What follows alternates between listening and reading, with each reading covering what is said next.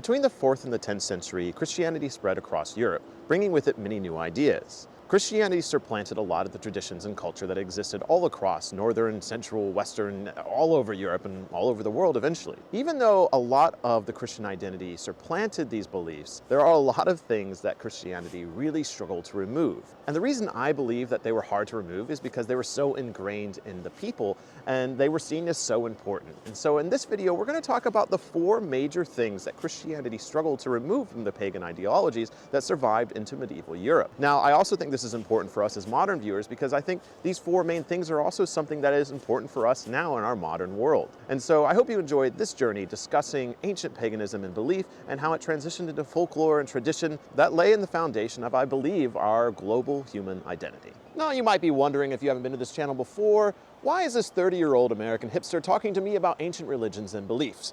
Well, that's because for the last 6 years, I have been sharing with people here on YouTube my exploration into modern spirituality, ancient pagan traditions, and for the last 2 years, I've been living abroad, looking at these things from my own eyes. I've been studying with shamans, I've been sitting in different pagan celebrations, and really just trying to find the essence of who we are and who we were in the past and seeing what those things can do to benefit us now. And now that I'm back in the States, I really just want to have these fun little hiking videos, sharing with you the beauty of nature and having these fun discussions. Because honestly, I love talking about belief, I love talking about religions, and I just really want to know your thoughts too. So please let me know down below your thoughts on everything I'm discussing here.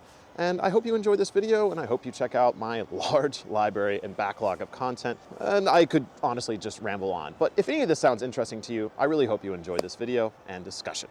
Now, I recognize that our attention spans are very quickly dying, and so I have to get the most important point of this video out of the way. I've already lost you, I think. But the most important thing for our short attention spans that you take from this video is that the thing that survived Christianization the most from the pagan world is the concept of the fairies. Now, you might think, well, the fairies with the wings and the pixies and all that, not quite. So follow with me on this whimsical trail to discuss fairies. Well, we need to do a little bit better about honoring them today.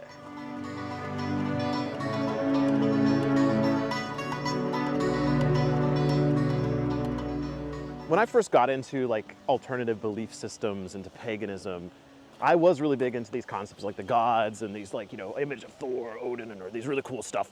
But the more I explored the world, the more I researched, especially looked into the history of conversion of European peoples, the thing that they fiercely did not want to give up is the fairies. And not just fairies, but also the many different names that they have.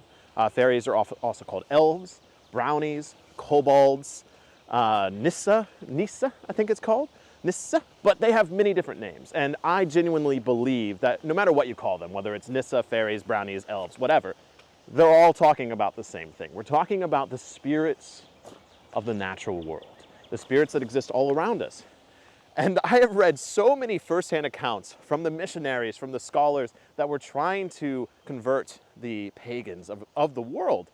They would be like, they would give up the gods and they would still go out and leave offerings for the fairies or the little people.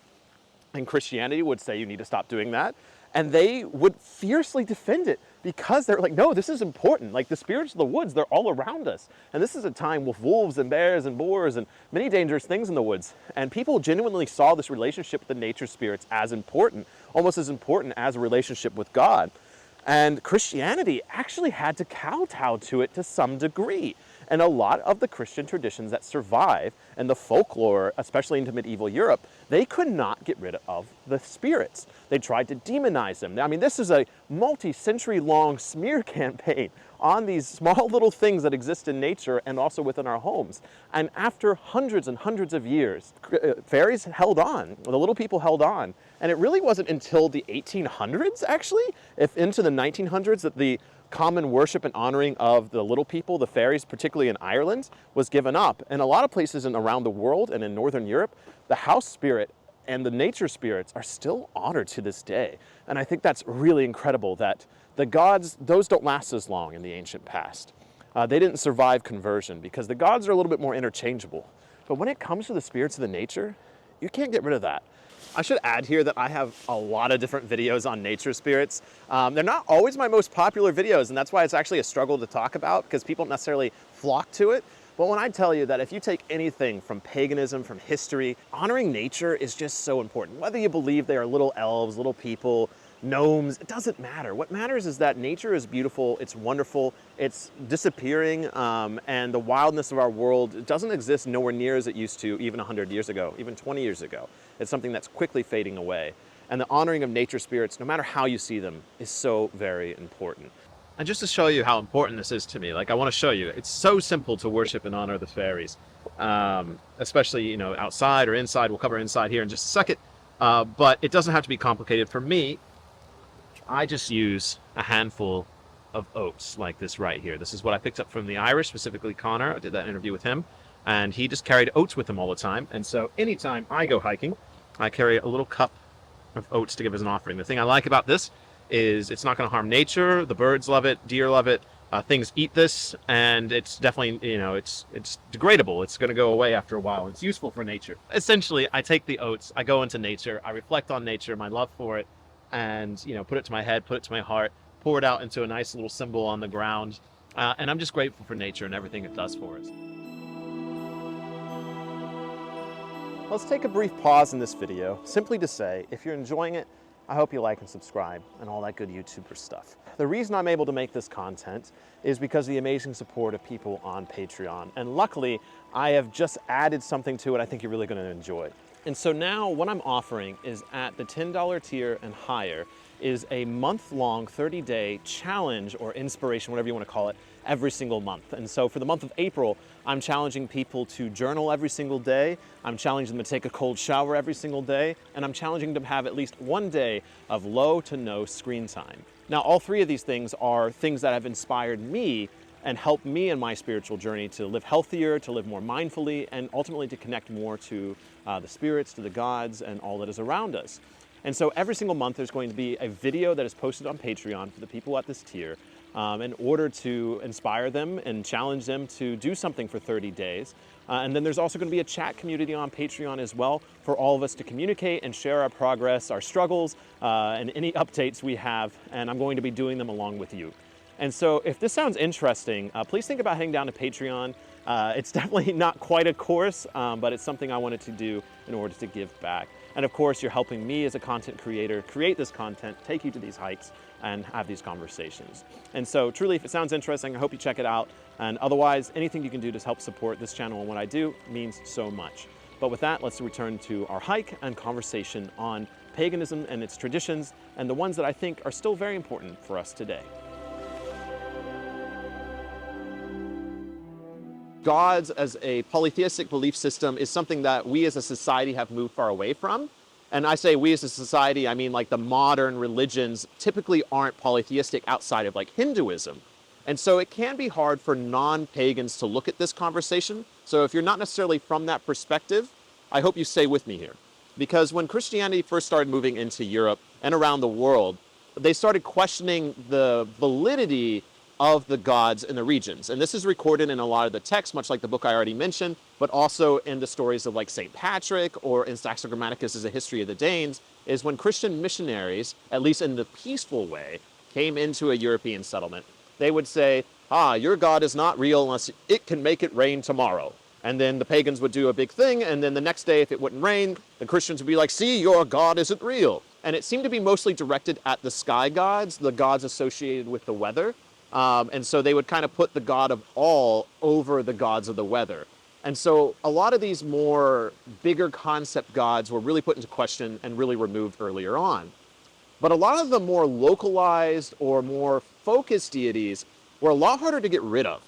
And I think the greatest example of this comes in the fact that a lot of the gods of the pagan world were moved into saints, and the stories of these gods were moved into the mythology of the saints as they existed. Saint Bridget being a great example of that. I have a whole video on Saint Bridget, but Saint Bridget was so important to Ireland and so important to their identity that Catholicism essentially had to move her over into a saint in order to appease and convert the people because she was so important. Now, it could have also been because she was so important, the Irish just couldn't get rid of her. As the Irish were converting, they're like, no, Bridget is still important. And so it was a natural process over the 800-year conversion period that she just became a saint.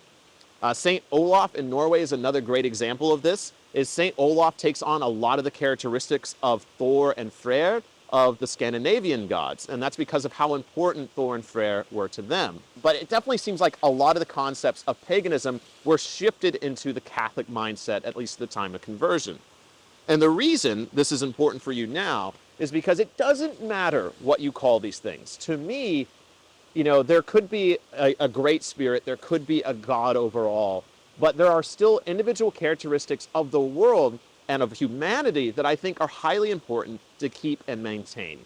And so whether you call it a saint, whether you call it an alien, whether you call it gods, it doesn't matter to me. What matters to, I think, the concept of humanity is that we have been polytheistic. We have seen the individual aspects of nature, the natural world, and humanity far longer than there's been this concept of the one. And a world that's becoming more and more homogenous, global, and gray, I think it's becoming more and more important for us as a species to recognize the beauty and the individual colors, traditions, and cultures that make up our world in every single way. So much make up our planet, and I really think that the pagan ancestors saw that.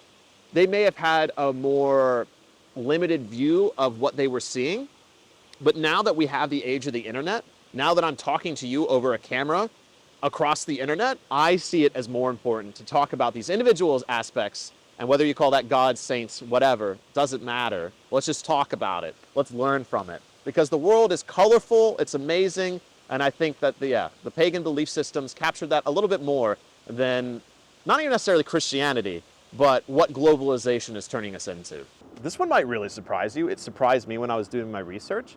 But the other thing that Christianity really struggled with, at least for its first 1,000 years, was dealing with magic and divination and herbalism and all these kind of rooted in paganism things, simply because they had real world applications. And so even though they may be tied to the pagan identities of the past, a lot of them moved into Christianity to some degree, but definitely were not something that were part of mainline Christianity. This is a hard concept to talk about because in our modern era, I feel like magic is quite a bit different because we don't have a lot of the surviving evidence of what it was like in the past. But the main things we're talking about here are divination, which was very important, divining by nature or divining by things such as throwing lots. This is something that goes back for thousands of years. This is herbalism, the magic of plants, and this is also the performance of rituals and magic and, the actual, what magic is.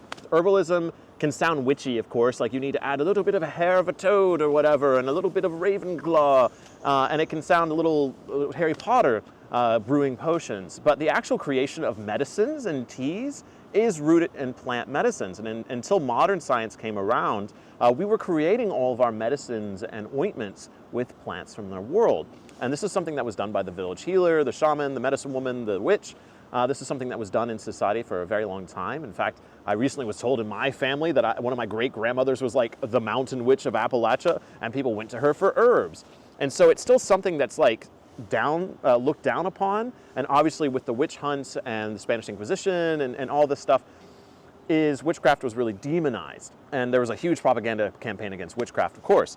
And so we still have that stigma towards it today, but plant medicines are so important. And I think as our worlds become more chemical, more plastic, we want to return more to the natural stuff. I know for me, returning to a natural lifestyle, going to plant medicines has helped me specifically heal from a lot of things in my life. And I try to go the holistic plant option long before I go with the chemical plastic option that is offered to us by our modern world. For me personally, divination's a bit harder to talk about because I've kind of declined divination for a very long time, because this definitely comes off to me as like the neo-pagan, neo-witch, neo-shaman thing, like tarot, oracle cards, runes, all of this has never really stuck with me.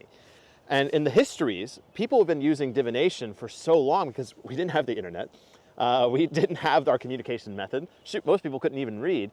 And so if you had questions about the universe, you had questions about life or love or crops, you went to divination. And even after the gods were removed from these conversations with Christianity, the idea of divining something stayed into human culture and identity, specifically in Europe, for a very long time, and arguably even into today. And it wasn't until I was taught a method of divination that I realized that while there could be a magical concept, mostly divining things is therapy. Because if you have an external object, whether it's a stone a card or a rune, you are helping someone visualize and explain and understand their feelings and concepts towards a question or a problem in life. And so therapists are, once again, something that's relatively modern in the sense of having like a leather couch, you sit down and you discuss your problems. In the past, if you had to discuss something and you wanted to divine something like about love, someone would throw some bones and they would like look at stuff and then you would discuss it. And with the version of divination I was shown, I realized that people, one, really think that the stone had the answer to their questions. They would sit there and look at the rock like, yes, the rock is going to answer my problems on love. And as I was sitting there coaching them through it, I was like, holy shit, I'm a therapist right now. I'm using a rock as a therapy technique to help this person figure something out. And sure, maybe again, there's a magical purpose behind it and you can look at that. But for me, divination is just a form of therapy. And it may have not been as concrete in the ancient past, but definitely in the idea of magic, to me, divination is a strange form of therapy. You still with me here? I know it's getting crazy in here. We're getting crazy with this video. But let's talk about magic. So what is magic, one? Magic definitely is not fireball, lightning storm. It's definitely not RPG fantasy. But magic often comes in the form of performance of ritual or ceremony, using various objects, invoking various spirits, in all order to create an effect.